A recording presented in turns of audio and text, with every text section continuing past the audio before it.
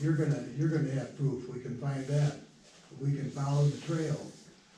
If you said, well, I sent it, and Darrell said, well, we never got it, then where are we?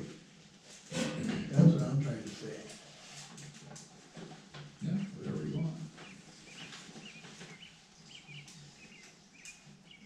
What would you like to see? Email or Well, certified? I'd like to see both. I mean, that's not too outrageous, I don't think. No, except, who do I email it to though? I don't have, good. Well, we had an email when we sent all those questions, I don't know what happened to that, but it's around, we have it somewhere. Well, I'd say, who did you meet with? Call one of them four and say, who do I send this to? Well, Dwight, you emailed the question.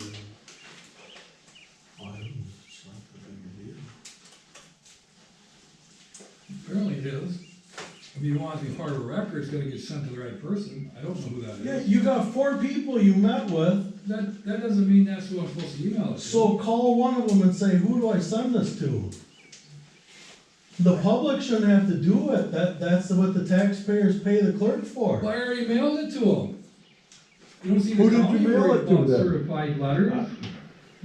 Certified letter says I sent a letter, they could still say it wasn't that resolution.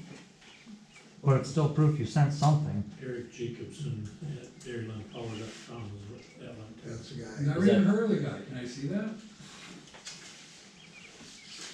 There's a, copy. Just when you, send it, certified and email, just so you can cover your butt, Gary. Yeah, I guess might as well do both. Please. Sure.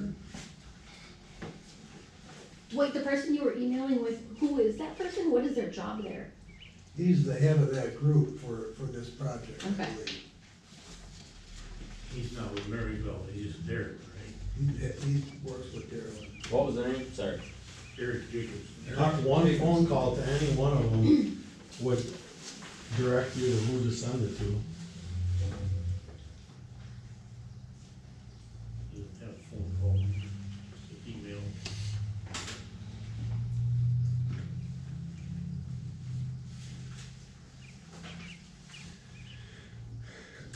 Update on the action on the hiring of the legal. All right, I met with, I didn't meet with them, I talked to two attorneys. The first one was named Joseph Rowling.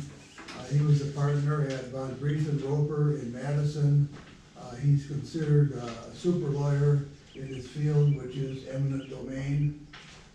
The gist of my conversation and telephone conference with him is he didn't feel it was worth the expense for the township to sue. He didn't think he had much of a chance to prevail, and it would be extremely expensive. I got a second opinion from Jake Jablowski, who started his own firm. He represents the little guys in eminent domain, and that's his sole focus. I had a telephone conference with him. He sent me a memo following that up. He was of the same opinion. He said, What was his name, Al? Frank Jablowski. It's spelled Jabloski. His firm is Progressive Law Group, and that's in Madison. He was of the same opinion, too expensive, little chance to win. So I guess my recommendation is you don't file a lawsuit. But on the other hand, they did think there was merit if Vernon and Crawford were going to file, there's merit to that. A larger group, bigger presence, maybe a more political impact. And he also felt there was they both felt there's some impact for the coalition that just filed a lawsuit that would have some impact because they have, I don't know if it's 30, 40 members that every one of them have material impact, to themselves or their property, their health, whatever. So when you get into court, you have those individual stories, which have considerable weight, so both those venues, I guess, are worthwhile. And so I would recommend that you consider making a donation to, Vernon County and Crawford if they decide to file a lawsuit. I would recommend maybe the sum of $10,000, and hopefully that would show good faith on your part and maybe motivate the county to file a lawsuit if they haven't decided yet. If that doesn't work, then I'd recommend you donate $10,000 to the coalition that's already filed the lawsuit.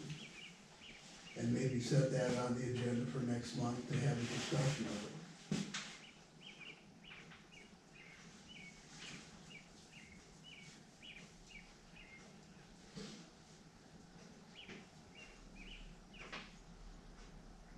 Do you know if has there been any talk at the county about filing a lawsuit or anything, or what's their status out there? They haven't, they're still looking into it. So they haven't, I mean, they're still looking into it. They talked with Crawford County apparently. And, it was like to go forward to do basically what Al's done, is to see what are those options and what are those costs.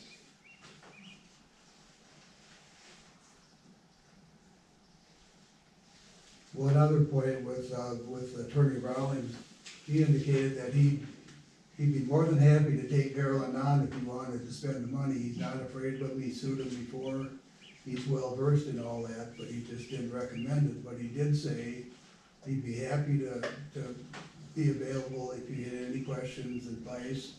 If you got into the point where you had to intervene because of damages, he'd be more than happy to represent the township along those lines and do whatever he could to help, something